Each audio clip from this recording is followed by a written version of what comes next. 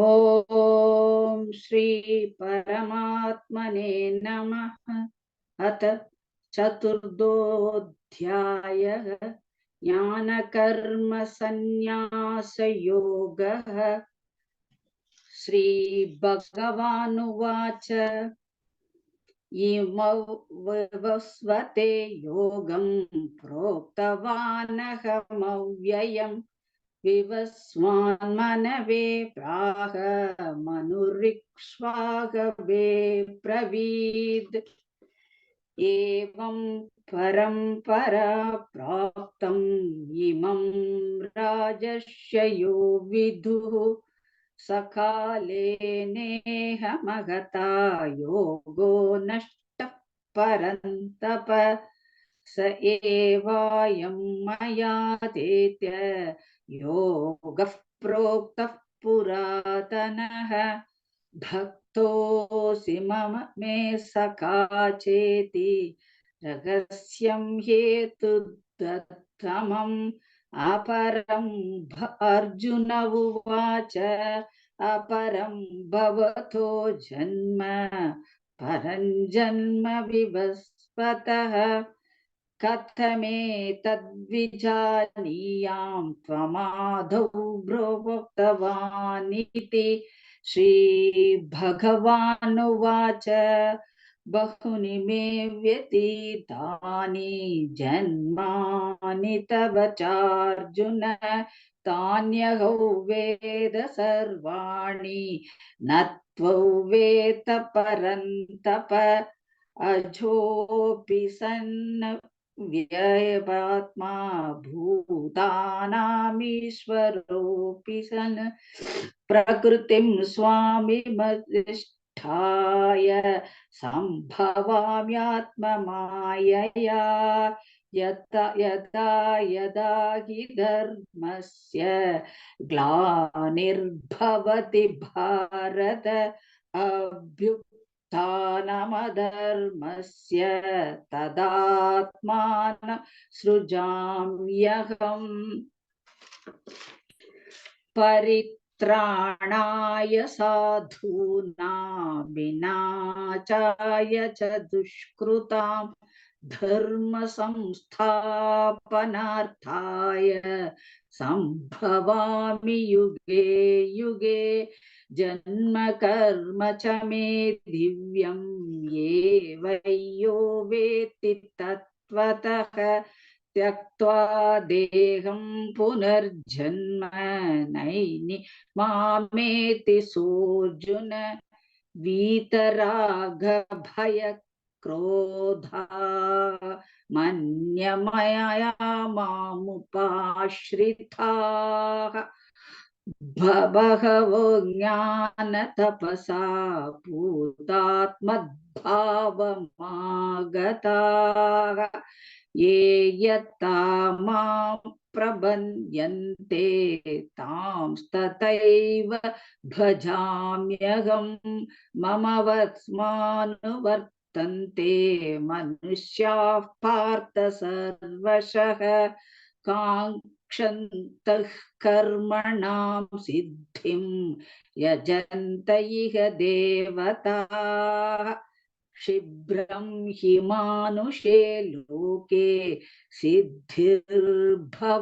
कर्मजा चातुर्वर्ण्यं मया सृष्टं गुणकर्म विभागशः तस्य कर्तारमपि मां विद्य कर्तारमव्ययम्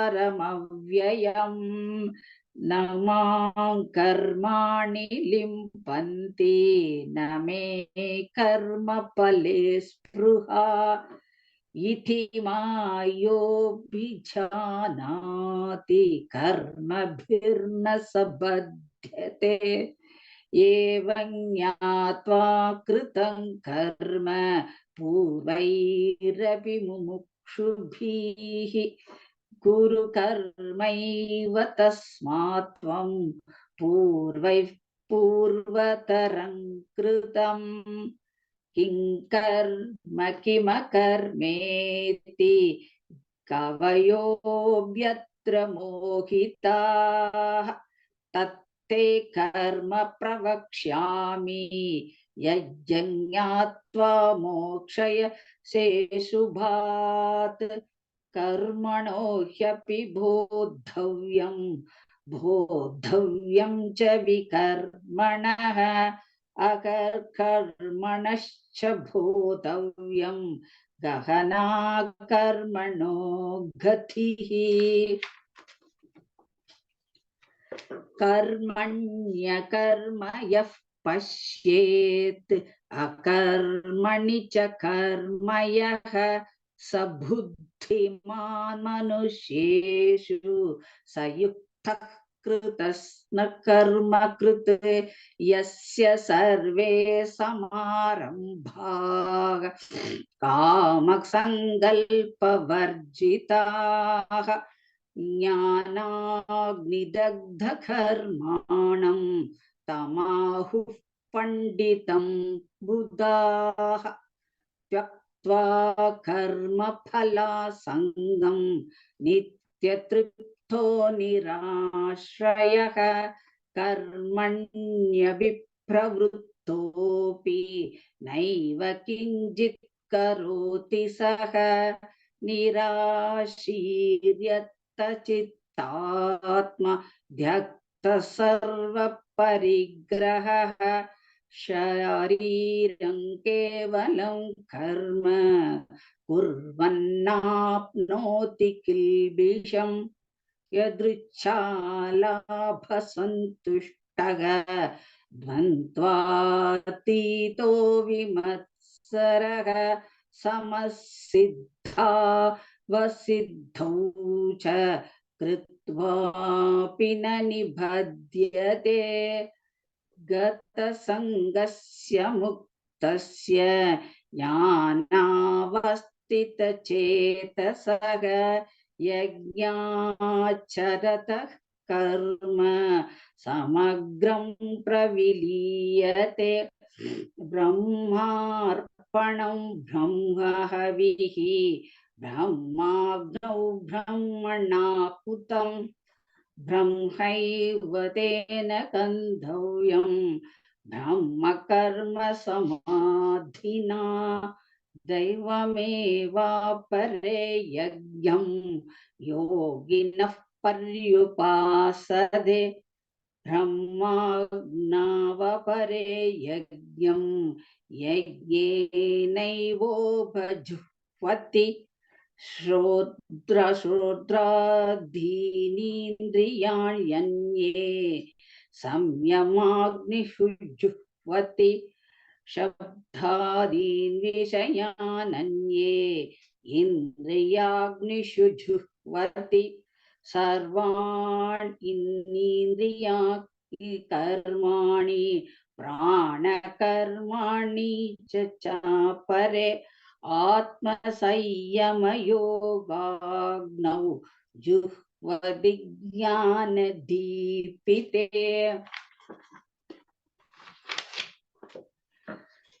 द्रव्यज्ञास्तवो यज्ञाः योगयज्ञास्तथा परे स्वाध्यायज्ञानयज्ञाश्च यतः संशितवृताः अपाने जुह्वति प्राणं प्राणे पान्तथा परे प्राणापानगतिरुद्ध्वा प्राणायामपरायणाः अपरे निय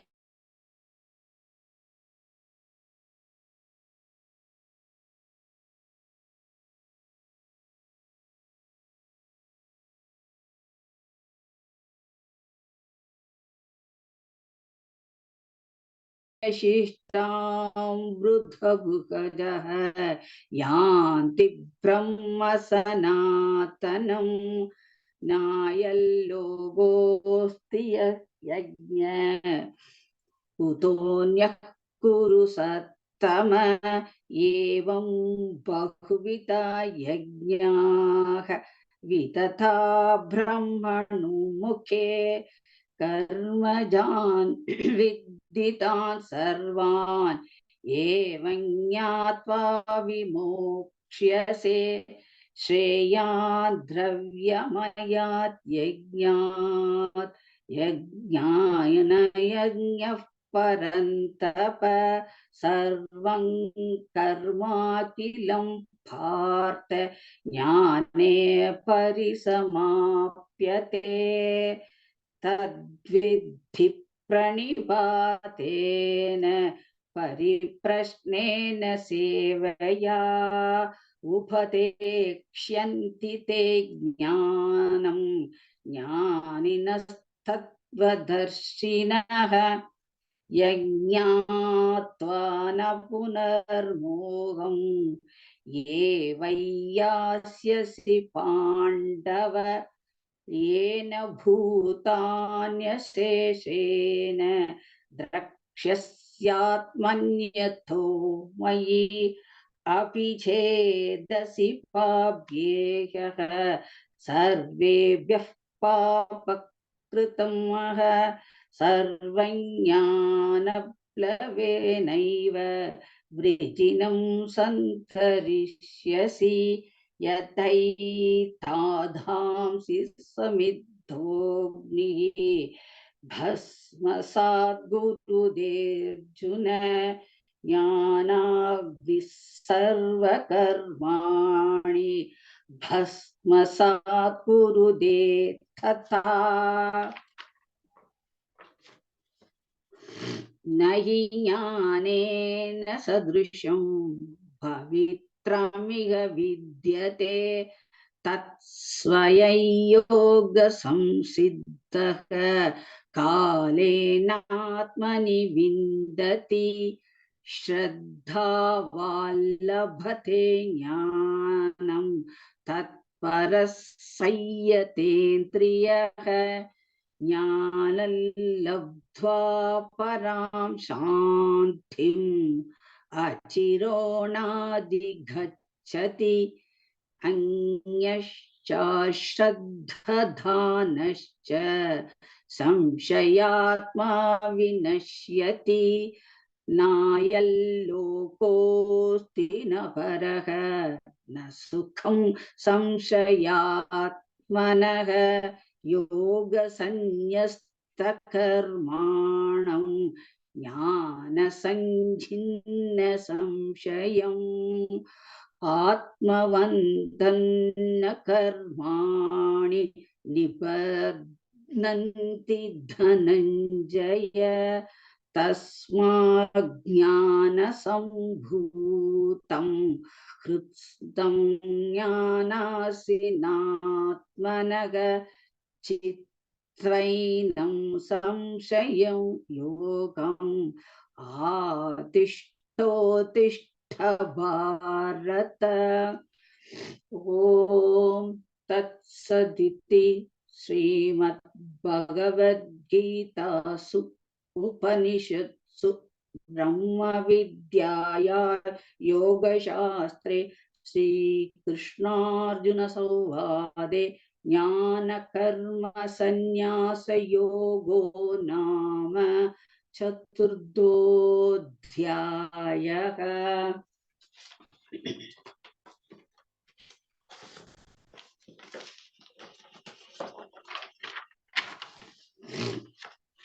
ओम श्री परमात्मने नमः। अथ पंचमोऽध्यायः कर्म संन्यास योगः। अर्जुन उवाच संन्यासं कर्मणां कृष्ण पुनर्योगं च शंससि यच्छ्रेययेतयोरेकं तन्मे ब्रूहि सुनिश्चितं। श्रीभगवानुवाच संन्यासः कर्मयोगश्च निःश्रेयसकरावुभौ द्वयोस्तु कर्म संन्यासात् कर्मयोगो विशिष्यते। ज्ञेयं नित्यसन्न्यासी यो न त्वेष्टि न काङ्क्षति निर्द्वन्द्वो हि महाबाहो सुखं बन्धात् प्रमुच्यते सांख्ययोगः पृथक् भाला प्रवर्तन्ति न पण्डिताः एकमप्यास्थितः सम्यक् उभयोर्विन्दते फलं यत्साङ्ख्यैः प्राप्यते स्थानं तद्योगैरभिगम्यते एकं साङ्ख्यं च योगं च पश्यन्ति स पश्यति संन्यासस्तु महाभावो दुःखमाप्तुमयोगतः योगयुक्तोर्मुनिर्ब्रह्म न चिरोणाधिगच्छति योगयुक्तो विशुद्धात्मा विजितात्मा जितेन्द्रियः सर्वभूतात्मा कुर्वन्नपि न लिप्यते नैव किञ्चित् करोमीति युक्तो मन्येत तत्त्ववित् पश्यन् शृण्वन् स्पृशन् जिघ्रन् अश्नन् गच्छन् स्वभन् श्वसन् प्रबलन् विसृजन् गृह्णन् उन्मीषन् इन्द्रियाणीन्द्रियोर्थेषु वर्तन्त इति धारयन् ब्रह्मण्यादाय कर्माणि सङ्गं त्यक्त्वा करोति यः लिप्यतेन स पापेन पद्मपत्रमिवाम्भसा कायेन मनसा भुक्त्या केवलैरिन्द्रियैरपि योगिनः कर्म कुर्वन्ति सङ्गं त्यक्त्वात्मशुद्धये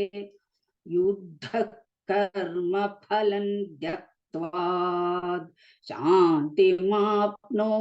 नैष्ठिकीम् अयुक्तः कामकारेण फले शक्तो निबध्यते सर्वकर्माणि मनसा सन्न्यस्यास्ते सुखौ वशी नवद्वारे पुरे देहि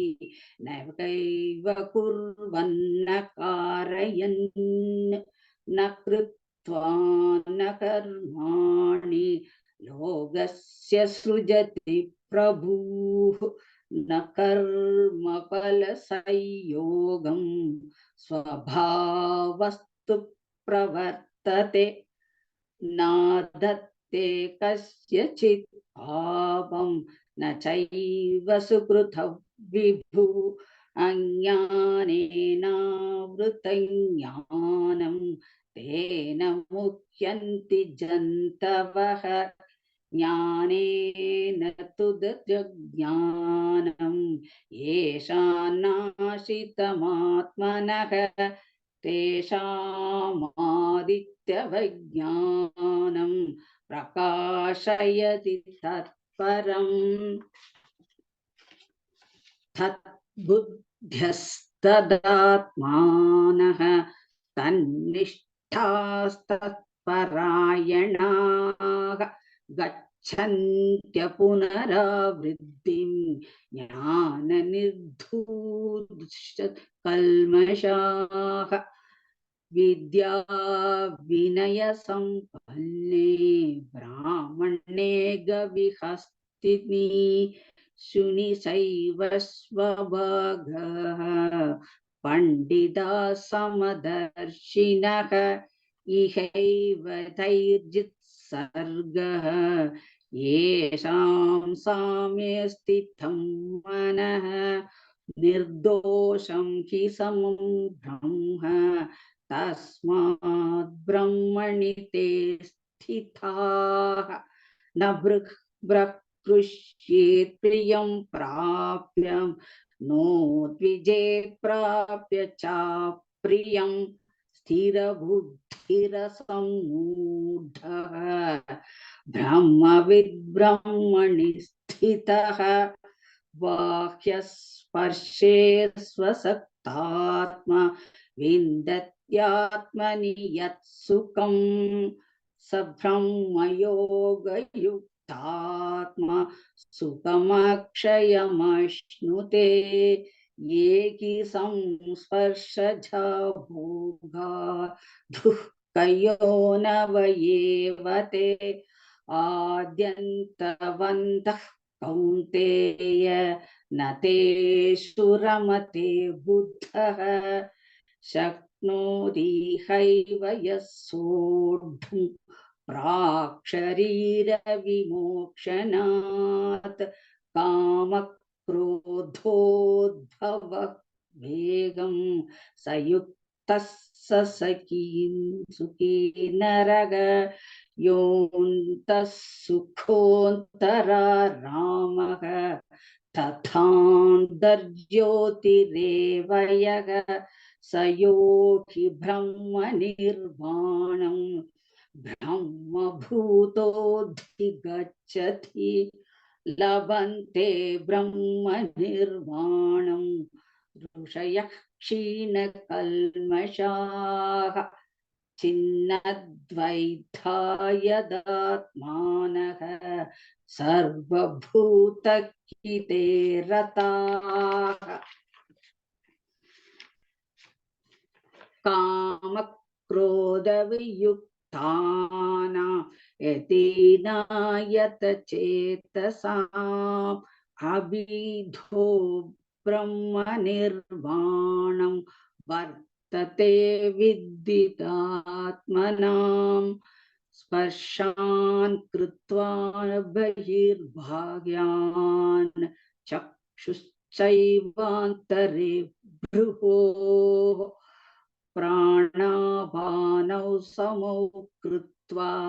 नासाभ्यन्तरचारिणौ यतेन्द्रियमनोबुद्धिः मुनिर्मोक्षपरायणः विगतेच्छाभयक्रोधग यः सदा मुक्त एव सः भोक्तारय्यतपसां सर्वलोकमहेश्वरं सुकृतं सर्वभूतानां ज्ञात्वा मां शान्तिमुच्यते। ॐ तत्सदिति श्रीमद्भगवद्गीतासु उपनिषत्सु ब्रह्मविद्यायां योगशास्त्रे श्रीकृष्णार्जुनसंवादे कर्मसन्न्यासयोगो नाम पंचमोऽध्यायः।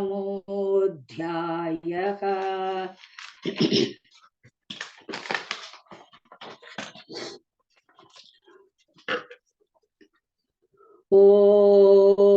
श्री परमात्मने नमः। अथ षष्ठोऽध्यायः आत्मसंयमयोगः।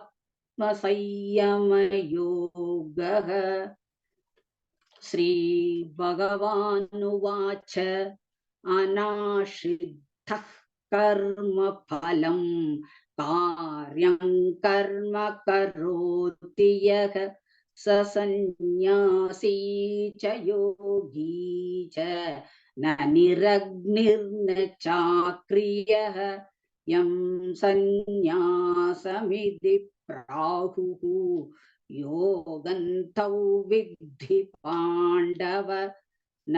ह्यसन्न्यस्तसङ्कल्पः योगी भवति कश्चन आरुरुक्षोर्मुनेः मुमुक्षोर्मुनिर्योगम् कर्म कारणमुच्यते योगो रूढस्य तस्यैवाश्रमः कारणमुच्यते यथा गिनेन्द्रियार्थेषु न कर्मस्वनुषज्जते सर्वसङ्कल्पसन्न्यासी योगारूढस्ततोच्यते उत्तरेतोत्मनात्मानं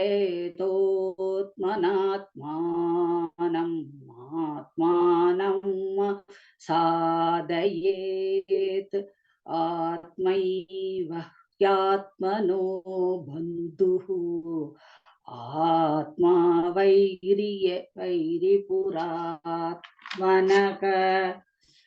बन्धुरात्मात्मनस्तस्य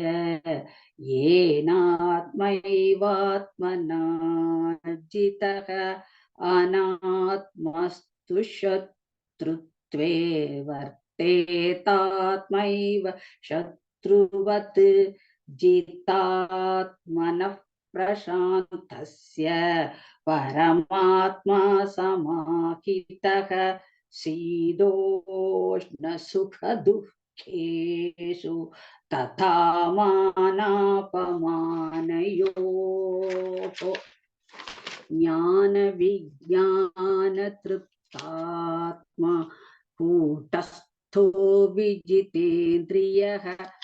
युक्तयुज्युच्यते योगी समलोष्टात्मकाञ्चनः सुहृन्मित्रार्त्युदासीनमध्यस्थत्वेषबन्धुषु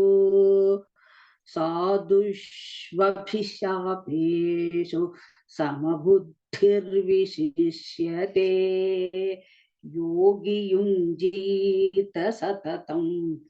आत्मानं रगसि स्थितः एकाकीयत चित्तात्मा निराशरीर परिग्रह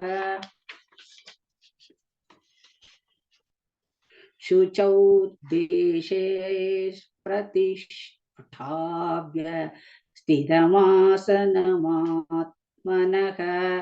नाद्युच्छ्रितन्नादिनीचं शैलाजिनगुषोत्तरं तत्रेग्राग्रं मनः कृत्वा यतचित्तेन्द्रियः क्रियः उपविश्यासने जुज्ञात् योगमात्मविशुद्धये समं कायशिरोग्रीवं धारयन्नचलं स्थिरः संप्रेक्षयनासिकाग्रं स्वं दिशश्चानवलोकयन्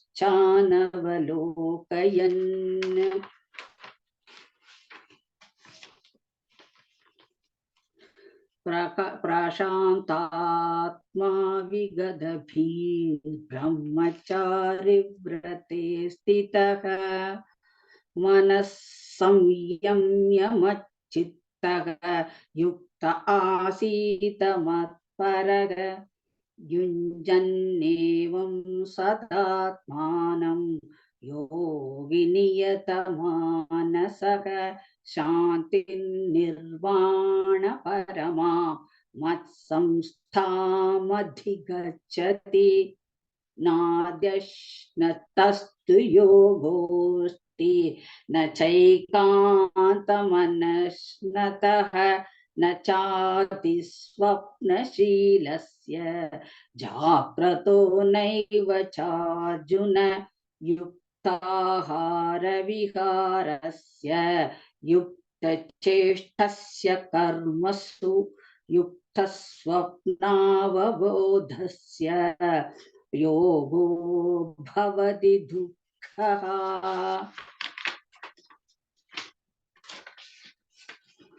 यदा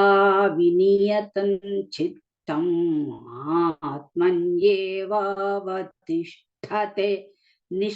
रुहः सर्वकामेभ्यः युक्त युज्युच्यते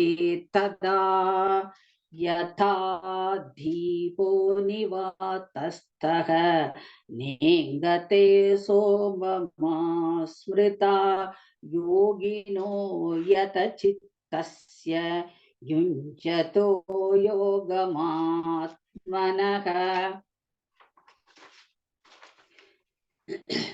यत्रो परमते चित्तं निरुद्धं योगसेवया यत्र चैवात्मनात्मानं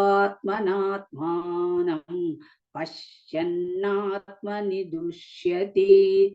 सुखमाद्यन्तिकै यत्तद् बुद्धिग्राम्यमदीन्द्रियं वेत्ति यत्र न चैवायं स्थितितश्चलति तत्त्वतः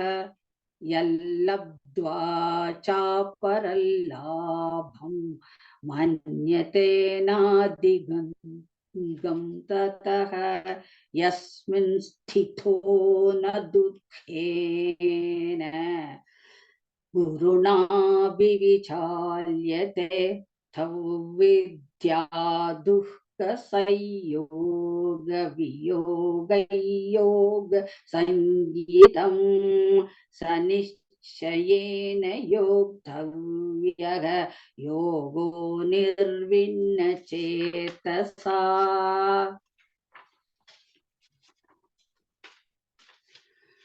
संकल्प प्रभवान् कामान् त्यक्त्वा सर्वान् शेषतः मनसैवेन्द्रिय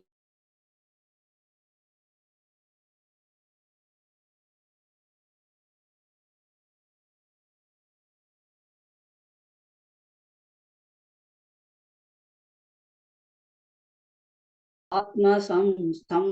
मनः कृत्वा न किंचित् चिन्तयेत् यतो निश्चरति मनश्चञ्चलमस्थिरं ततस्ततो नियम्यैतद् आत्मन्येव वश्यन्येत्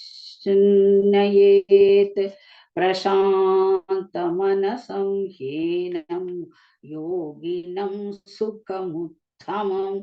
उभैति शान्तरजसं ब्रह्मभूतमकल्मषम् युञ्जन्नेवं सदात्मानं योगी विगतकल्मषः सुखेन ब्रह्म संस्पर्शम् अध्यन्तं सुखमश्नुते सर्वभूतस्थमात्मानं सर्वभूतानि चात्मनि ईक्षते योगयुक्तात्मा सर्वत्र समदर्शनः यो मां पश्यति सर्वत्र सर्वं च मयि पश्यति तस्याहं न प्रणमस्यामि स च मे न प्रणश्यति सर्वभूतस्थितौ यो मां भजत्येकत्वमास्थितः सर्वथा वर्तमानोऽपि योगी मयि वर्तते आत्मौपम्येन सर्वत्र समं पश्यति योऽर्जुन सुखौ वा यदि वा दुःखं स योगी परमो मतः। अर्जुन उवाच योगस्त्वया प्रोक्तः साम्येन मधुसूदन एतस्याहं न पश्यामि संचलत्वा स्थितिं स्थिरां संचलं हि मनः कृष्ण प्रमादी बलवदृढं तस्यागन्निग्रहं मन्ये वायोरिव सुदुष्करम्। श्रीभगवानुवाच असंशयं महाबाहो मनो दुर्निग्रहं चलम् अभ्यासेन तु कौन्तेय वैराग्येण च गृह्यते। असंयतात्मना योगः दुष्प्रभाव इति मे मतिः। वश्यात्मना तु यतता शक्यो वाप्तुमुपायतः।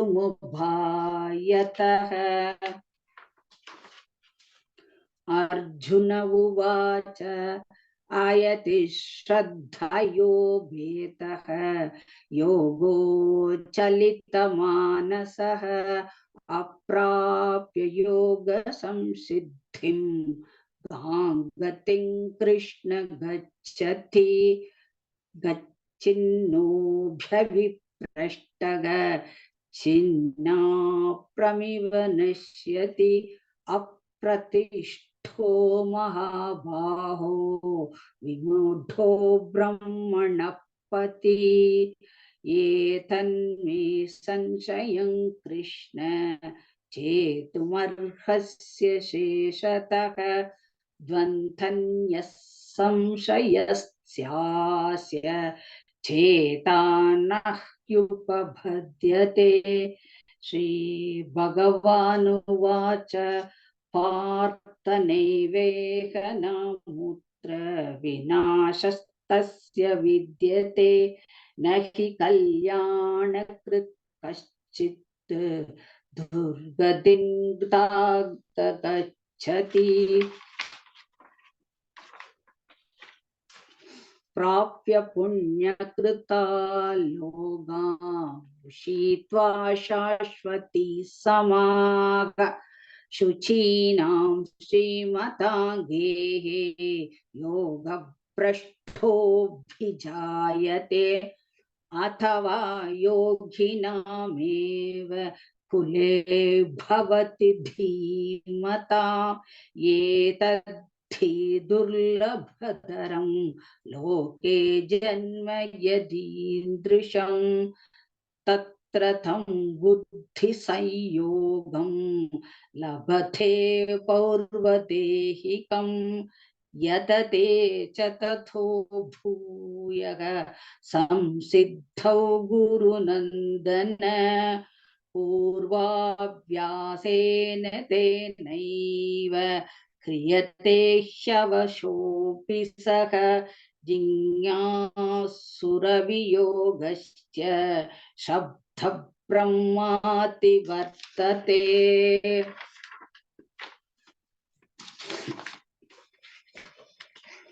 प्रयत्नाद्यतमानस्तु योगी संशुद्धे किल्बिषः अनेकजन्म संसिद्ध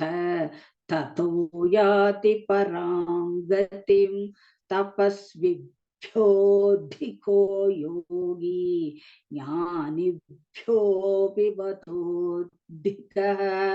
कर्मिभ्यश्चाधिको योगी तस्माद् योगी भवार्जुन। योगिनामपि सर्वेषां